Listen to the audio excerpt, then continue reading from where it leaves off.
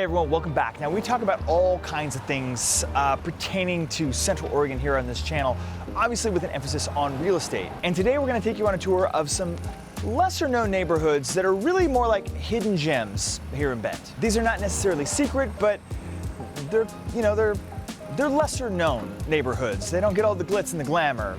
Neighborhoods that more like the locals know about, you know? Some are on the west side, some are on the east side, but all of them, in my opinion, are grade A neighborhoods to live in. So stick around for the next 8 seconds while we hear a word from our sponsor. Ha! We don't have a sponsor, this is just our intro.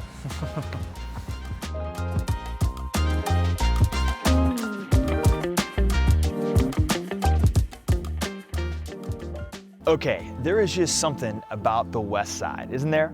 Now, some neighborhoods, I totally get it, and some I don't really get as much, but this one is exceptional.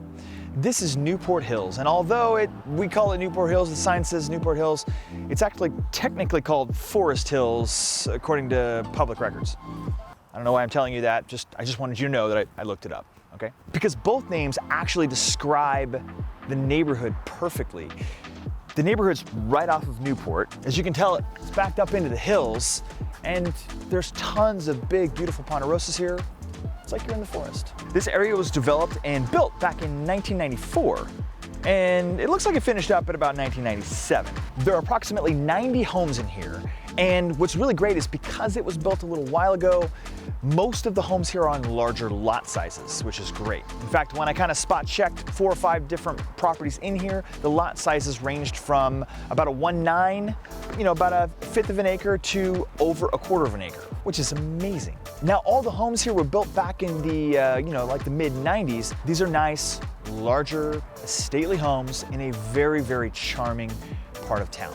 In fact, Newport Hills is kind of like the bridge between Old Bend over there to our east and Northwest Crossing to our west. In fact, just a few hundred yards that way is the Old Bend, where there are homes over there that are over 100 years old, like mill homes.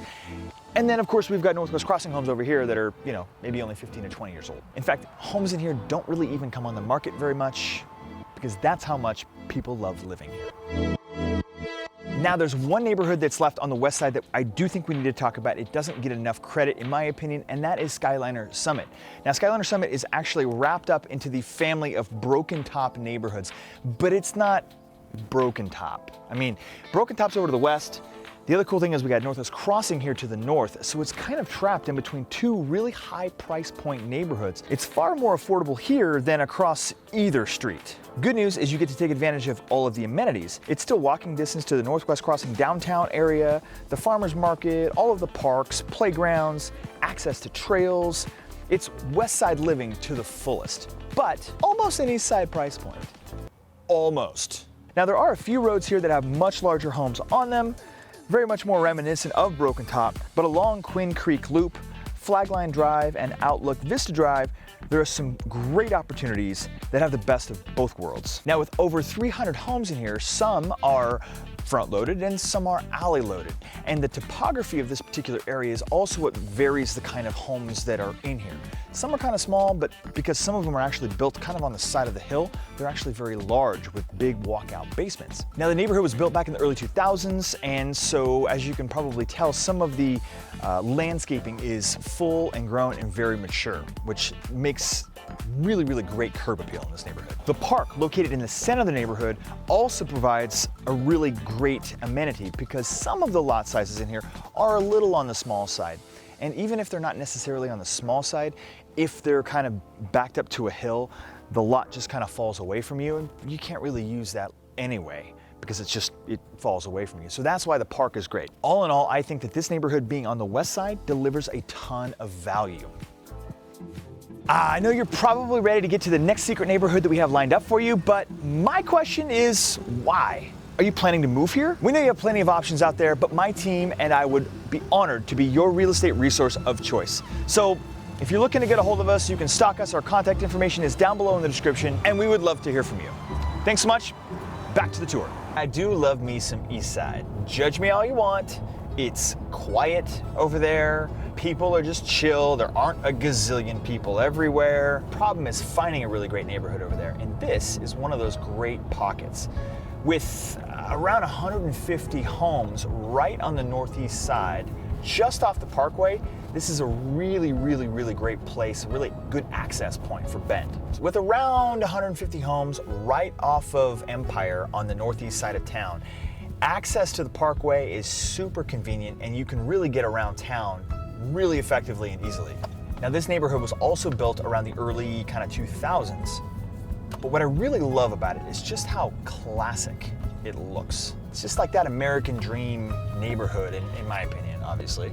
Here, let me show you what I mean. The homes are well landscaped in here. The lot sizes are considerably larger. It's got great curb appeal.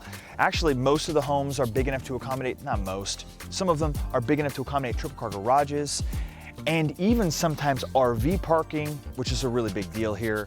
It's just kind of got it all going on. The homes themselves are well taken care of from what I've seen. Now, there aren't any trails nearby and there aren't any large pondos to stare at because we are kind of on the east side, but the landscaping in here is very well grown up and so it just has a really awesome classic feel to it, you know? Again, larger, not starter homes, if you know what I mean. Most homes in here will be over the 2,000 square foot range, right? 3 bedrooms, 2 baths, a lot of 4 bedrooms. And I tell you, a home like this over on the west side would be far more expensive. I can tell you that. I'll be honest, I've always wanted to live in this neighborhood. The last secret spot on our list is one that even I actually kind of forgot about. This is Stonegate. Now, Stonegate is a polished neighborhood that began kind of back around the 2007 kind of time frame. But of course, you know, the Great Recession happened right after that.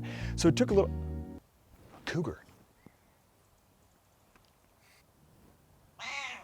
So Stonegate is a polished neighborhood that technically got started back in 2007, but of course the recession kind of came in and put a halt to all of that. But the last one that I remember showing or touring as a brand new construction was about 2016, so I'm pretty sure that's when the neighborhood here wrapped up. There's around 200 homes in here, and they are a mix between single-family home residences, like standalone homes, and townhouses, which are kind of on the outside of the neighborhood. And I will say that the lot sizes here are a little bit smaller than some of the other neighborhoods on this list in particular, but that's okay because what they've done is they've actually incorporated a lot of these really cool naturescape or natural areas throughout the neighborhood with walking trails and stuff like that. So it's awesome. Even though you don't have a big backyard yourself, you've got plenty of space to walk around and roam and explore and really enjoy the neighborhood. Now what I like about it is it's way down here at the bottom of Bend and on the east side. It's kind of on the edge of town.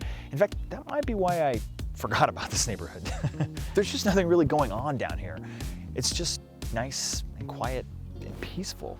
The tall trees give it a very forested feel, and there are these great natural areas which I've already talked about for trails for running and walking. There is an HOA with a clubhouse and a pool here. And the design of the neighborhood is very natural as well. In fact, all of the homes, like actually all of the houses here, are all painted a very natural color. There's not any bright colors in the neighborhood. Everything just kind of blends in. But again, if you do need to pop in town, I say pop into town like we're out of town. We're not really out of town. We are still in town. We're just kind of on the fringe.